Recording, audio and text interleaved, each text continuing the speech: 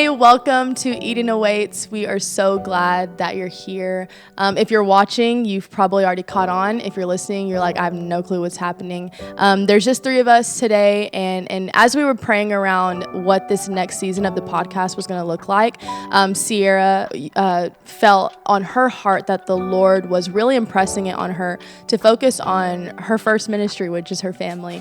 And so she's just transitioned into motherhood, and so that is her primary focus right now, and we love her and we support her as she's walking that out. But we are so excited to be back. Season 4, I can't believe we've been doing this now for I think 2 years, which is crazy. And today we're talking about a topic that is not the most fun, but it is beneficial. We're talking about pruning seasons in life. And Hailey, actually, I want you to read John chapter 15. Okay, John 15. I am the true vine, and my Father is the vine dresser. Every branch in me that does not bear fruit, he takes away, and every branch that bears fruit, he prunes, that it may bear more fruit. That's the idea of like God pruning a branch that's not bearing fruit.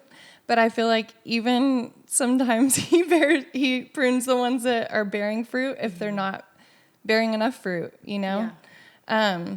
So I think I could speak for all three of us that this year we're in a pruning season. Mm-hmm. And it's not just us, like even friends and other people that we have at church are experiencing the same thing. And the Lord is like speaking to everyone in the way of focusing on what actually matters and kind of cutting away that which is not what doesn't matter.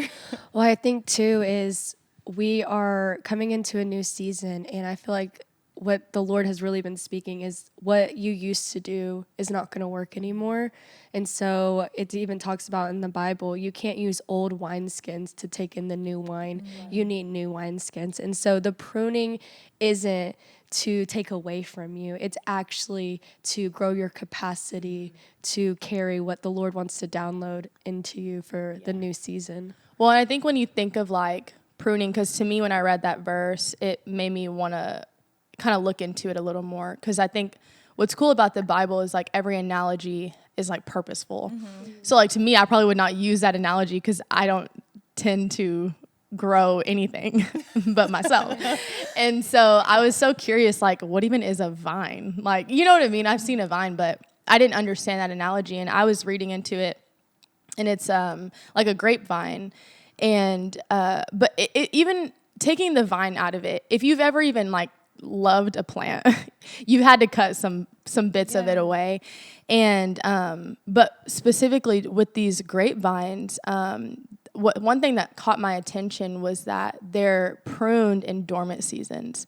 And that to me was so profound, because I think of my own life, and to me a dormant season is almost like a hidden season, or a season where, because I think you can look at fruit in a lot of different ways, right? There's like spiritual fruit, or like fruits of the spirit, but even like the fruit of your life, like maybe the physical manifestation of what fruit could look like. And I was thinking about like how they're pruned in dormant seasons, and really they're pruned in that season because when you're having such rapid growth, and I was like actually reading this, when plants are growing so rapidly, to try and prune it in that season is going to cause way too much stress to the plant. Mm-hmm. And so as I was thinking about that, I looked back at my own life, and I'm like, man, in the seasons that I've felt the most hidden, the seasons where I'm like waiting on something, the seasons where there's like crazy transition, and again, you like go from feeling like you're on top of the mountain to going into the valley, right? The seasons that feel quote unquote dormant in my life are when I notice the most things being cut away. Mm-hmm. And I think it's cool that nature speaks to that, but also spiritually, like what that looks like spiritually kind of follows that same flow. Mm-hmm. I love that you use the phrase dormant, because I always think of dormant like a dormant volcano, you know? And at any moment, really, realistically, the volcano can be erupt and be active. And a lot of times in normal life, when you're in those hidden seasons, it feels like the spaces God has said he was going to take you into, or the things that God has promised you, it feels dead in a sense. Yeah. But it's actually not dead. It's just dormant. Mm-hmm. Well, and I think when I was thinking about pruning, for me, I like don't love the idea of pruning. I don't think anyone likes like the idea of something being cut away from you, right? Like nothing that is cut is painless unless it's your hair or like your nails because you like don't have nerves in them. I mean, it can be mentally painful. Yes, but I think in Or general, mentally exciting. that's true. Mentally painful is was true. like, I had cut a lot of my hair off, and I feel like free. Yeah. I'm Yes. so glad you had that experience, but there's like real. I've seen people. I've had bad haircuts. I have. I cried. Or just I have like, cried. you know, like I was actually watching videos last night of like people like getting their dead like split ends cut off and like having to do like a big chop. And like it is actually for some people a super big emotional experience. And like the stylist was like, "Are you ready?" And they're like, "Yes." Like I just do it. And like then you see the transformation and it's beautiful. But that's true. Like there is the anyway, I say that to say anytime something is being cut away, it's probably because at some point it was very deeply attached to you. Yeah. And so when it has to be trimmed away, it's painful emotionally or mentally. We'll go there because I like the reason why I said that is because I know somebody who has had a really hard time with their hair growth. And so any hair they have, they want to hold on to it. They're like, I do not want to lose any of this. And what a hairstylist would know is if you cut off the dead end, it actually gives you more capability to have it grow quicker and faster. Yes. But when you've had a hard time, when this is all you feel like you're ever going to have, it makes you want to hold on to it more.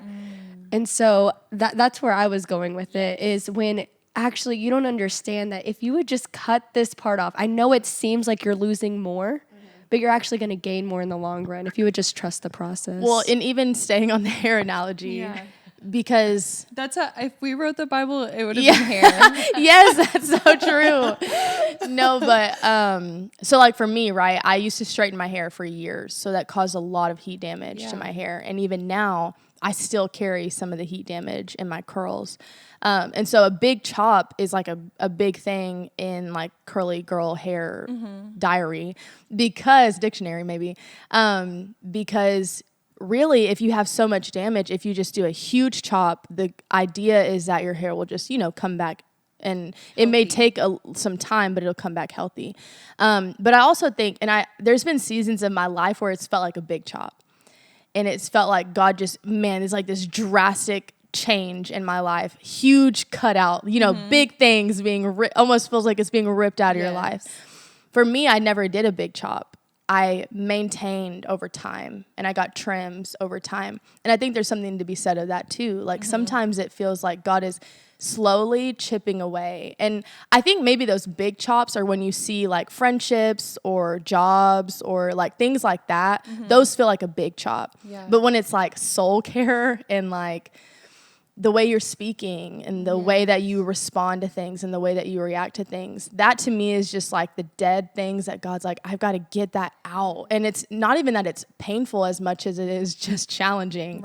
Right. And I think for me, like that every 6 months going to get the trim, I'm like, oh, I don't feel like doing that. Like it's not fun. No, because I relate to that so much, especially in this season, because when I really committed to following the Lord wholeheartedly, I was like, okay, Lord, whatever you say to do, I'll do it.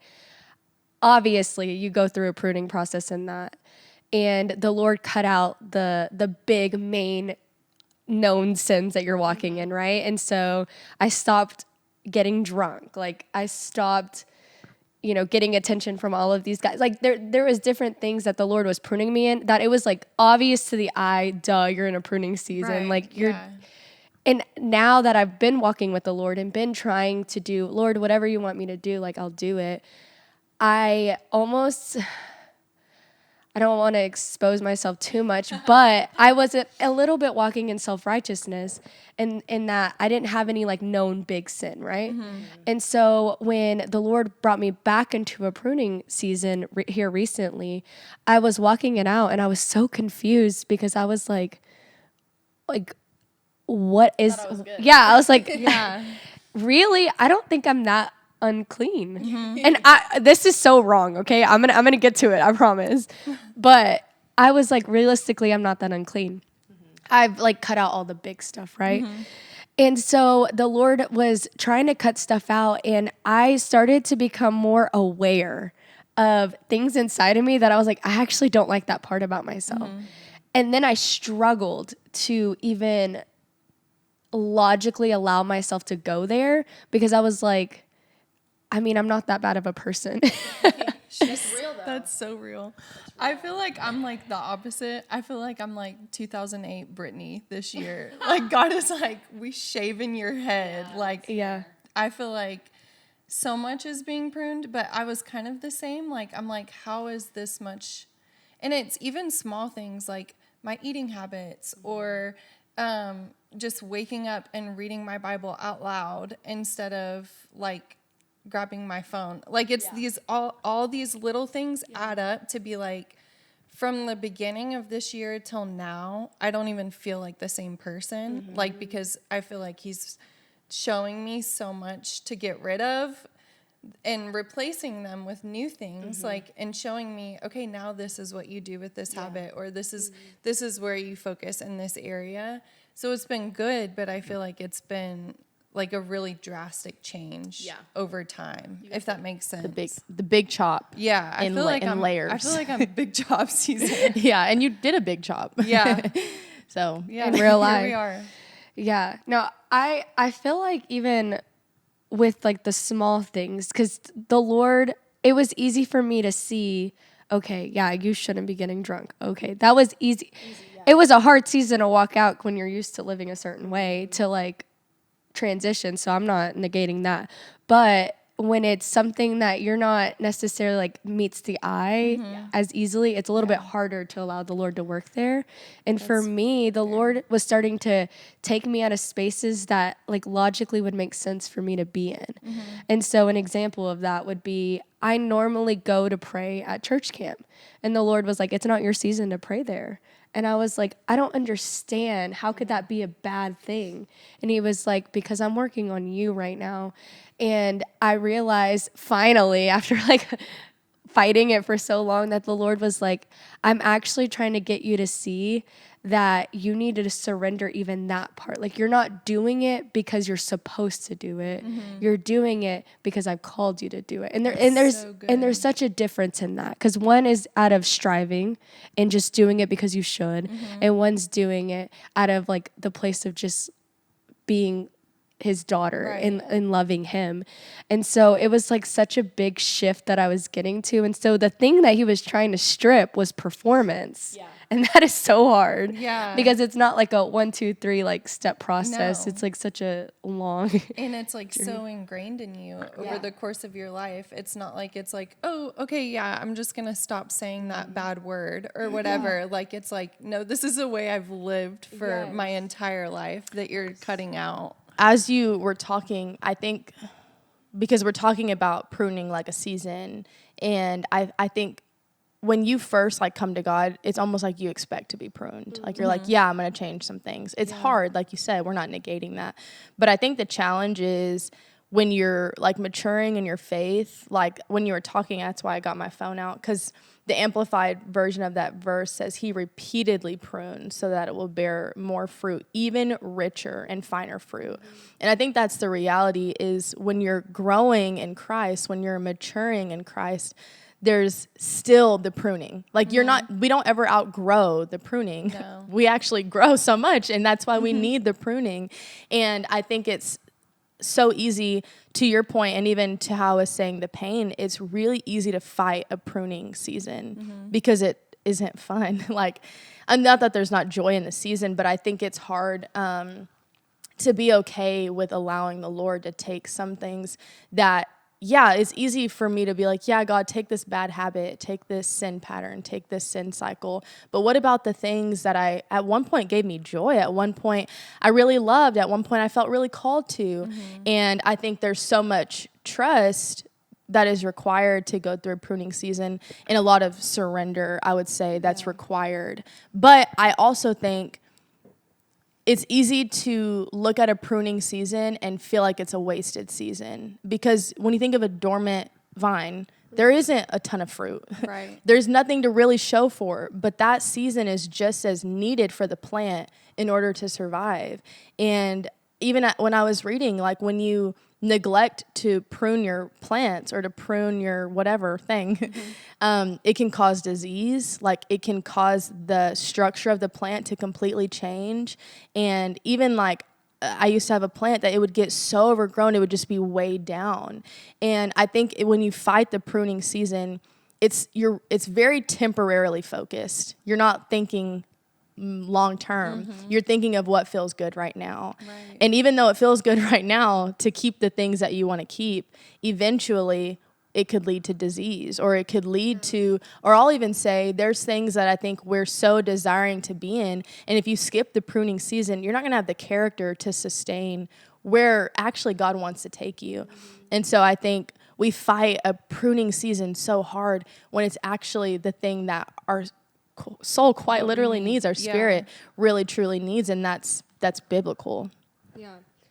God cares so much more about your character than anywhere he's taking you. So if you continue to fight that pruning process, you're going to be kind of stuck in that area until you allow him to move you forward. And that's not because God's cruel. It's actually his kindness, because you won't have the capacity to be able to sustain where he's taking you.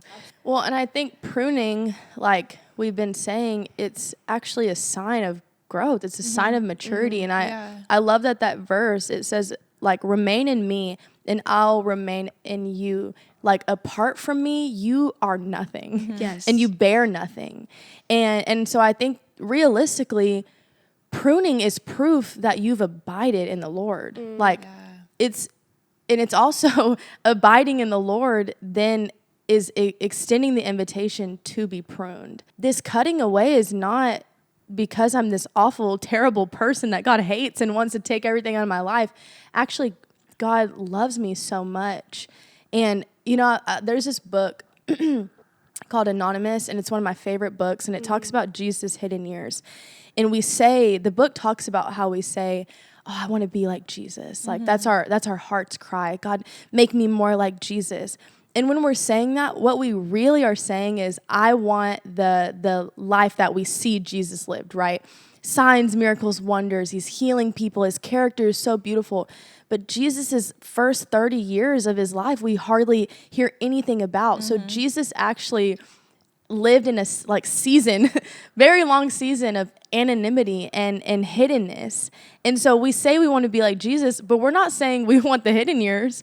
Right. We're saying we want the public ministry that Jesus had. But actually, to live like Jesus means I'm okay with being hidden, and in the hidden being pruned, right? Yeah. And so I think it's actually the kindness of God to be pruned. It's actually not punishment at all. It's protection, and it's kindness to be able to go through that season continually. I want to share a verse actually with that, because it's so good. In Hebrews 12, it talks about, Hebrews 12:11. But really Hebrews 12, 3 through 11 speaks of the discipline of God. And in the Amplified, 12:11 says, "For the time being, no discipline brings joy, but seems grievous and painful. But afterwards, it yields a peaceable fruit of righteousness to those who have been trained by it, a harvest of fruit which consists in righteousness, in conformity to God's will in purpose, thought, and action, resulting in right living and right standing with God." And so it's like that discipline. Yeah, it's not fun. It's not joyful, but man, look at what it brings for us, Honestly, this, y'all know, last maybe year and a half, it's felt like the most intense pruning. And even when I knew we were going to do this episode, I was trying to reflect, all right, when's the time I was pruned? When's the time? And I'm like, nothing beats this pruning. I don't even remember anything back there. I truly felt like the Lord was it was like there was blinders to see past 2024, because this season has been so incredibly hard. It's easy to be okay with pruning when you know that there's going to be fruit, right? And I don't even just mean character, but even, for me in this season of really waiting for my spouse, but I think of the person who, feels called to ministry and it feels like it's never going to happen.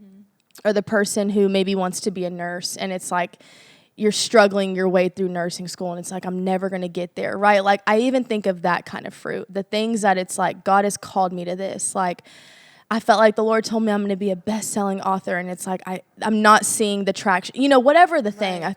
I thought this, and it just feels like it's not there, right? Speaking again to that hidden season. And I think pruning is easy in a sense when like this is just the system is pruning equals fruit, right? So it's not a matter of if these things will ever come about, it's when. But I love your perspective, because really the thing that sustains my pruning really is not knowing that there's fruit, but knowing that the Lord is with me in it. Yes. And in his hand is the thing about, I think, a hidden season and a pruning season is as painful as it is. I love that it said it's grievous. Like, it actually feels like grief to walk through a pruning season.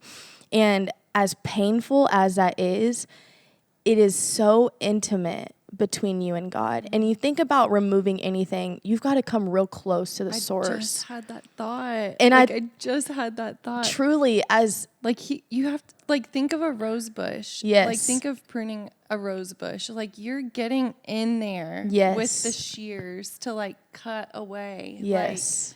You have to put yourself almost inside of something to cut it. Yes. And even at the salon, they're touching your hair, they're touching your head. Yes. It is close so as they can intimate. be. Yes, it's the most so intimate thing. And I think I think of myself, even as you were talking, there's been so many days where I'm like, God, have you forgotten me? And you're actually so close to me. You're so close. And this is not punishment. I did not behave myself into this space. Right. I didn't disobey you enough to get into this space. Man, you love me so much. Your heart is to just, you think of disciplining a child. When my parents would get onto me or ground me or whatever, it wasn't because they hated me. They loved me so much, and they want to see me become the person that I am supposed to become. And it's the same with the Lord, that it's not to hurt me, but it really is to bring me higher and to bring me into the person that God is wanting me to become. And I think for me, having that shift, just as I've been in this season, like I said, there's been so many times where I'm like, man, it feels like you've forgotten me. And it's so easy to fall into that place, and to really become so consumed with that. And when I can think of Jesus and the way he so beautifully endured the cross and endured the shame and endured the pain, for me, there's nothing I wouldn't do. And it's not because I know there's fruit on the other end, but it's because I love you. I love you, and I will stay in this pruning season or this hidden season, as long as it takes. And I think really what that means is recognizing the prize really is the presence of God. The prize really is Jesus.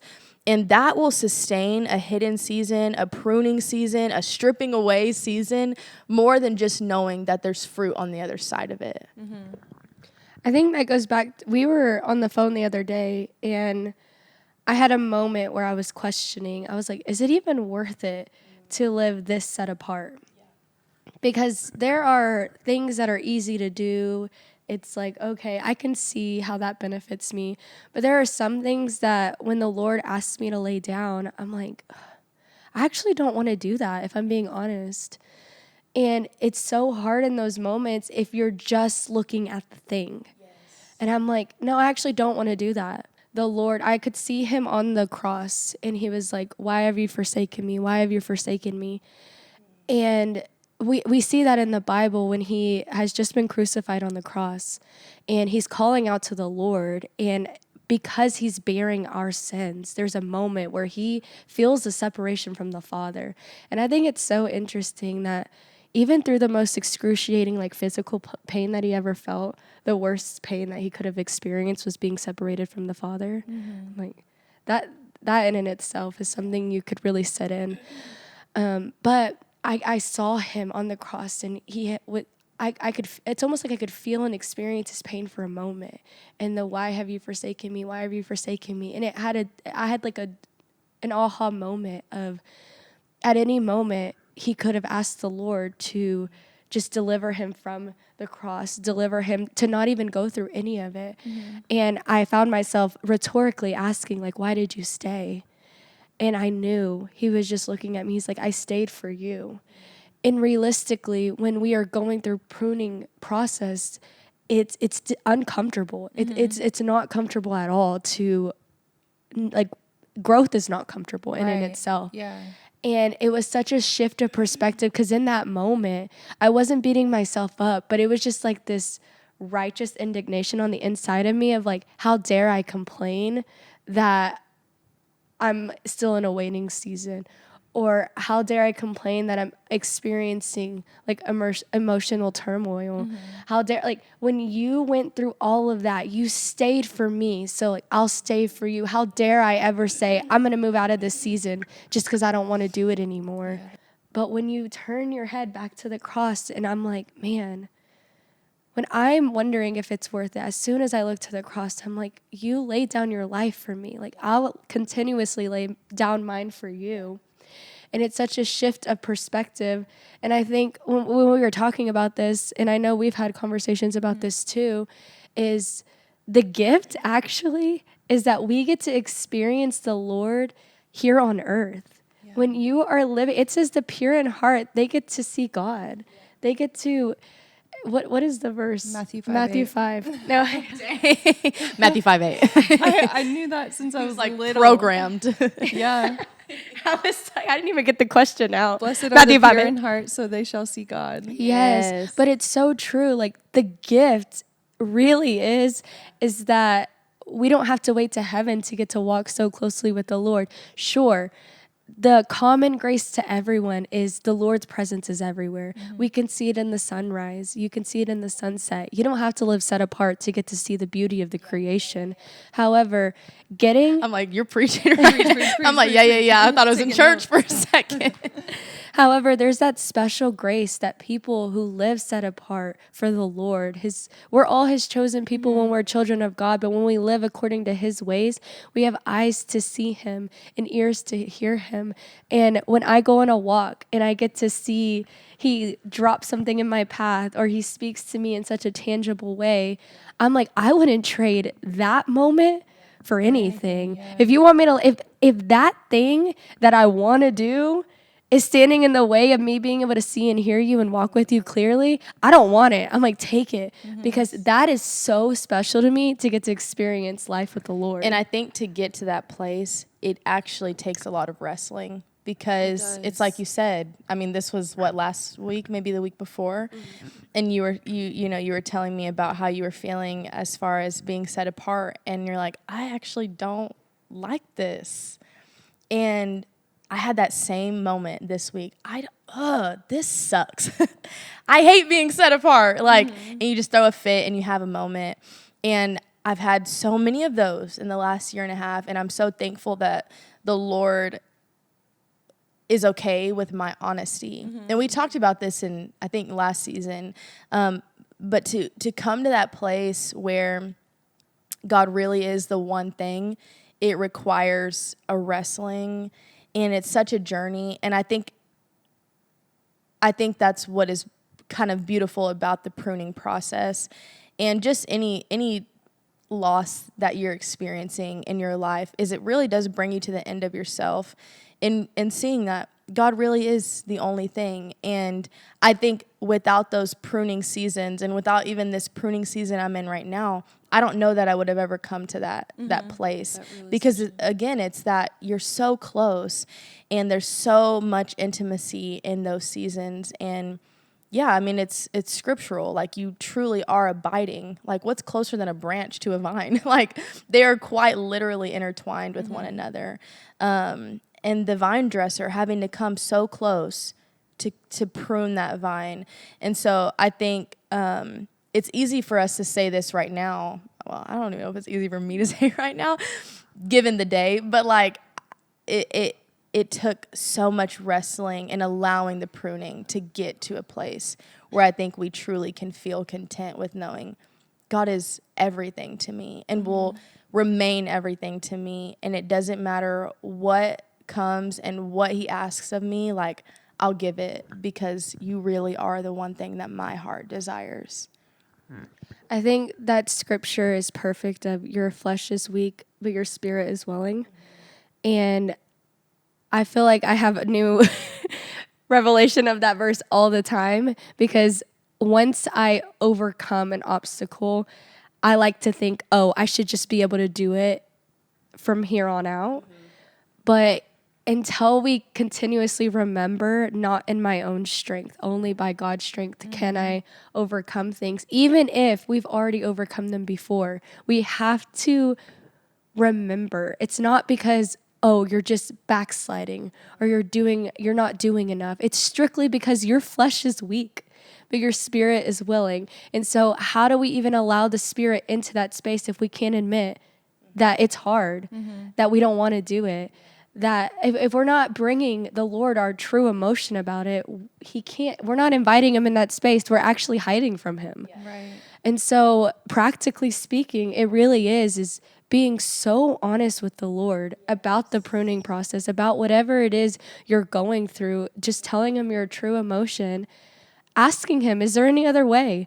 Like, if you still are not at the point where you understand why you have to do what he's asking you to do, ask the Holy Spirit to give you fresh revelation of what it's saying. Because yes, the Bible is truth. It's not gonna change. It's the same yesterday, today, and forever. But something that set me free is asking the Holy Spirit, hey, I know this is truth, but help me to know on the inside of me, not just in my head, but in my soul. Give me fresh revelation that this is truth. Yeah. And when you get fresh revelation from the Lord, you were with that wrestle with the Lord, then he gives you the strength to be able to walk it out. And now you're not just doing it in behavior modification, but you had that heart transformation. So it's not hard to do. Now it's easy to do because you're not walking in your own strength anymore. I even think, this is so silly, but one of my prayers for 21 days of prayer was to stop cussing. And it wasn't like every day or a lot. It used to be in my army days. But now that I'm home with 3 kids, I really do try to watch my mouth. But when I would have like a moment of anger or like surprise or something that I wasn't expecting, I would like say not a great word. But even in that, I felt like I was praying that, and the Lord reminded me, like, you can't continue to do the same thing and expect a different result, right? And I'm like, okay, yeah, but show me. Like, and even asking, okay, I know you're calling me out of this, right? Like, I know that you're showing me this is not how I am to speak anymore. But how can I do that? Like, I'm reading my Bible, I'm listening to my Bible, like I'm thinking if I put in all these good words, like eventually only good words will come out, right? Like I'm doing all I know to do in my own strength, and that's probably obviously why it wasn't working. But when I'm asking the Lord, okay, Lord, show me, like, how can I do this practically? Give me a revelation on an example. And he showed me I would threaten to put soap in my children's mouth if they said a bad word. It's so funny, but then I was like, okay, no, that's the standard in our house. Like, if you say a dirty word, you're going to get your mouth washed out. And so when he showed me that, it was even like, okay, this is how I can put this This is it. to the test, right? Yeah. So I tell my kids, this is the standard, and if mommy says a bad word, I'm going to put soap in my mouth. And it has helped me so much because I tasted soap a few days and I don't like the taste of soap. And that'll make you really second guess before you say a word, even in the most heated situation. And so I feel like even like asking for that fresh revelation is good, but even asking, okay, practically, how do I walk this out? Like, you're calling me higher, and I know it in my heart, and I know it in my spirit, and I know it like in my mind. I know it in all these areas, but I still can't do it. Like, show me how to do it. I honor that you do that so much because that takes another level of humility to be able to do it because no one's actually watching you. Yeah. I mean, the Well, Lord, my kids for are. sure, and your kids, but it takes integrity because realistically, you're an adult. You could be like, well, adults have a sometimes pass. adults say things. Yeah. So, no, I actually honor that so much. But I love you mentioned getting what practically, how do you walk that out? It's, I can't remember where it's at in the Bible, but it talks about the righteous, this, The righteous availeth much. no, but that's a good verse. No, the righteous steps are ordered by the Lord. But I don't. The righteous are ordered by the There we Lord. go. There we go. There, somewhere in there. I'm Yeah. like, hang We on, just I gotta have dig this deep. verse. Yeah, can you say that? Yeah, I will. Hang on. Well, I don't have it right now. Well, So I can keep say telling. before as you pull it up, maybe this isn't so practical, but it's just something that I thought of. The soap in your mouth is like a consequence of our actions, and I think that's something that's helped me with pruning. Is when I come to the consequence of my actions, and I'm like, oh, that's why what this it isn't good is. for me, Right. That's so true. It's a little bit of that humbling moment where you're like, oh, this is why I shouldn't say this word actually because it's not producing fruit or whatever the thing. But I can speak from experience, seeing the consequences of my actions are so humbling, and they really require you to look inward and really require you to say, oh, okay, God, you actually do see way more than what I see. You're actually way better at this than I am. And now I can kind of understand why it's so imperative that this is stripped away from me, because left to my own devices, I will like literally destroy my life, And so it gives you a lot more of an appreciation. It's that verse, my ways are higher, my thoughts are higher. And when some things are so like, some things that aren't blatantly sin, you feel like you can teeter the line with. But when the Lord is calling you out of it, sometimes your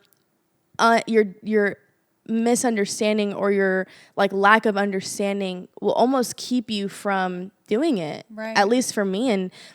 And I think that's, my own struggle is like sometimes I want to be obedient only when I can really understand.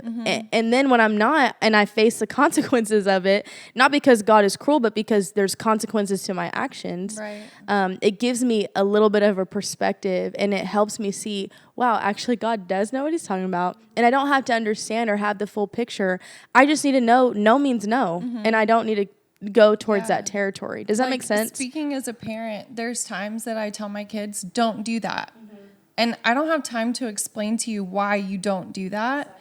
And then there's times when I can say, hey, buddy, we don't do that because when you do that, it could get somebody, like someone could get hurt, and that's not safe. And we don't want to hurt anyone. I have more time to explain why don't do that, And it's like, I feel like it's almost the same with the Lord, and what I expect from my kids is immediate obedience every time. And I feel like God expects that from us too, In the most like silly way, as you were saying that, it makes me think of like, I know that I shouldn't speed. It's not beneficial. It's really not getting me anywhere quicker, and I really can put myself or others in harm's way. But I didn't take that like as a weighty thing. And I remember when the Lord was kind of dealing with me about my timeliness and being to places on time. Ashley, what? She's like, nope. She said, this is not my word. I was like, she okay? Is she okay? And she's like, nah, I can't hear this. She said, mute. No, but Okay. Yeah. I thought you said the Lord killed that pride. No. I really thought your ears were hurting because you've been sick. No, she said, yeah, that's where it was. She's like, I'm still going to speed. No, it's not even that the Lord told me to stop speeding. It was to be conscious of my time. That's fair. And because I wasn't conscious of my time, I caught myself speeding a lot. And I'll never forget when I got that speeding ticket, because not only was, apparently I was, I'm not going to fight it. I was apparently following too close to a vehicle as well. So I got 2 tickets in one day. And that payment sucked. Like having to pay it. I actually was having a terrible day that day. So I was bawling, crying as well. And that's just not really me. Yeah. I mean, I cry, but like to pay a ticket, I shouldn't have been bawling, crying, but it was tearing me up. But I say that to say, like, the Lord was telling me the importance of my time and how I'm guarding it and how I'm stewarding my time.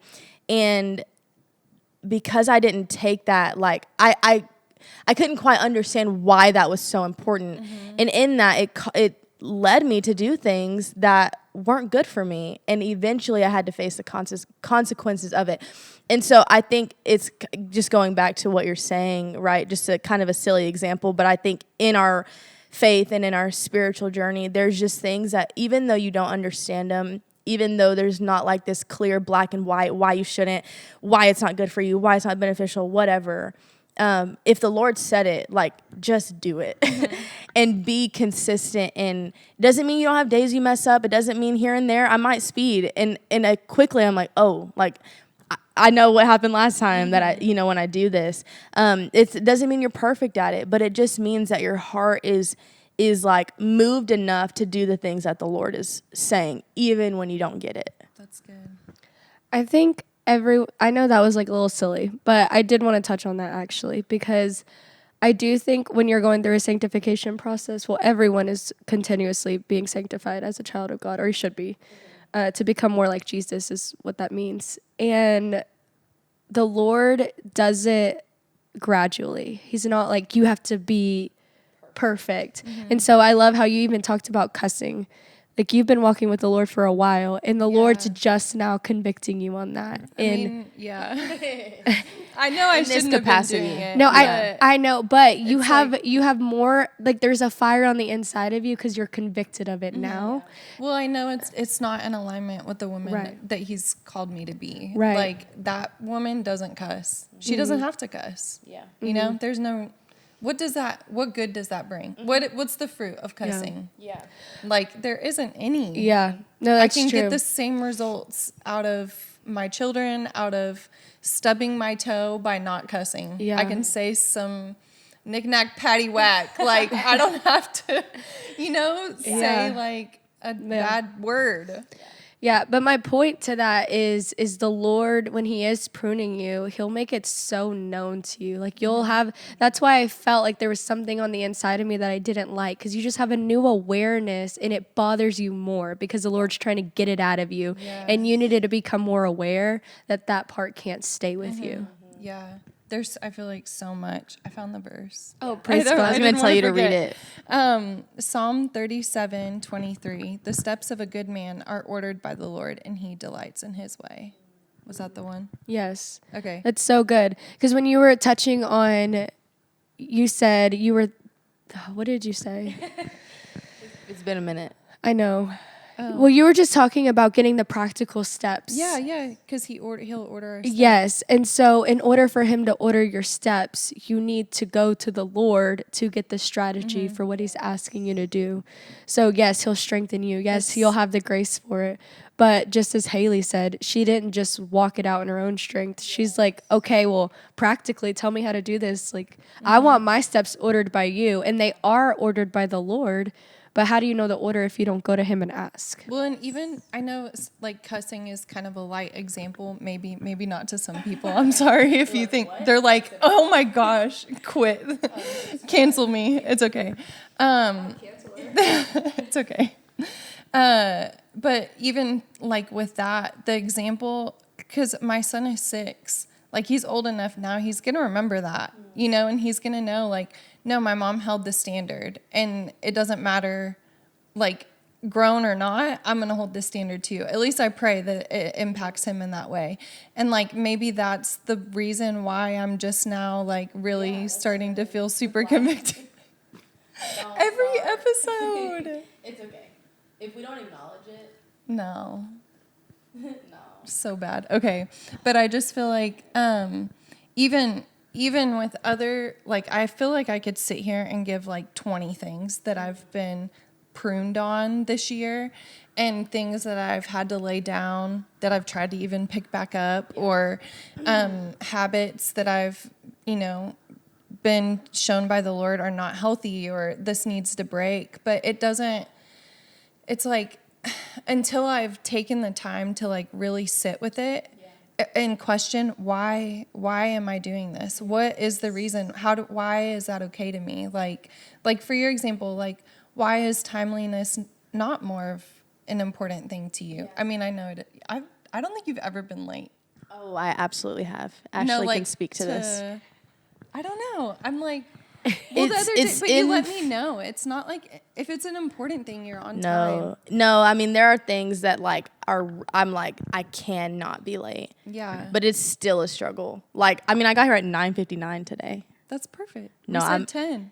But like with work now, I'm like 15 to 20 minutes early every day. Good. You know, just things You like that. have gotten so much better about time. And you notice it more because it's very important to you. Right.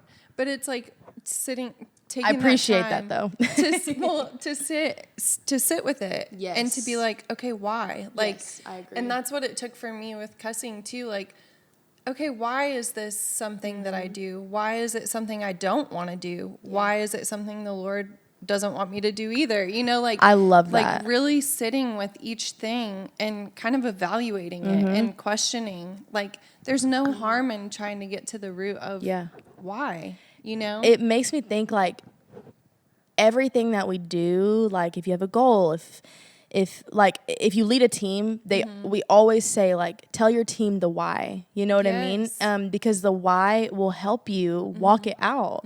And I love that example because really truly, yes, it's good to just obey but there's no harm also in just saying, God, speak to me about this. Why is this harmful to me? What am I losing if I continue in this way? Yeah. How does this affect my life, my future? God bless you. How does this affect me if I hold on to it? Not because I want you to convince me not to, not because I'm trying to justify holding on to it, but because I just want to understand your heart around this thing. And another practical to add to what you guys are saying, and this is something that we've been talking about a lot at church, and one of my good friends who's also our church's creative director, she's been talking about this a lot. And it's this like idea around praying for the conviction of things. Ooh, that's and so good. There's so many examples, but I mean, especially with, boundaries or just disciplines and things like that. Sometimes it can be easy to feel like, I just don't have a conviction around that. Or I just, not even that you don't have a conviction, but maybe you lose the conviction around things that you at a time used to be really firm on and really, really like, convicted in, and you knew it wasn't good for you or that you want to stay away from it. And I think something that can help with, whether it's time management or it's, cussing or gossiping, lying, whatever the thing, nagging, like, I mean, it's anything, complaining. Maybe it looks like asking the Lord for fresh revelation, but also conviction in an area. And I know for me that I've been trying to implement that more the last few weeks since I heard that teaching on it.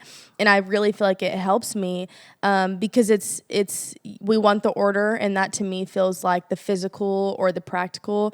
And I think the conviction also adds the spiritual element of like, give me a conviction for this. Give me like your heart for this matter and this thing.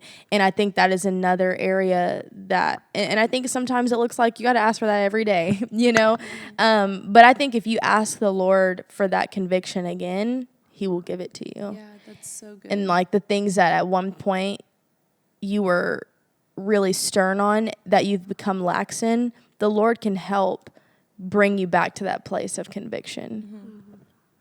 I would say a prayer that I've prayed for the conviction is obviously just coming right out, say, give me a conviction for it. But also, Lord, soften my heart and break my heart for what breaks yours. You miss the point if you're trying to do the pruning process without God. Yeah. And that doesn't bear point? fruit. Like, do you see your hair trying to cut itself? Yeah, Or exactly. like a rose bush trying to cut off its own dead limbs? And like I think that doesn't happen. It doesn't. And I think pruning is such a thing that you can just let it be behavior modification, and you're trying to figure out your way out of cussing or out of whatever. And unless you're asking the Lord for that order and you're asking the Lord to show you how to do it, it's void of God. And so I think the reality is if what you pulled from today was like, all right, let me find my 5 steps to get this figured out. No, like you're not going to be able to figure it out. But if you can allow the Lord to give you that conviction and every day seeking his face on what it looks like to walk out today's session of pruning, that's going to be, I think, the ultimate way that you can be successful in walking it out. So I know we have important things to share. Like, we're going to be back and we'll be here every 2 weeks. There's really, follow us on socials. I'm like, what do we say to close this? We love you guys. Thank you for watching and listening. Make sure you're following us on social media. And I think we'll follow the same format like we talked about last season. You see what comes. There's no quote unquote series. We're just following the cloud, following the flow. And so thank you so much for watching or listening, and we'll catch you in our next episode.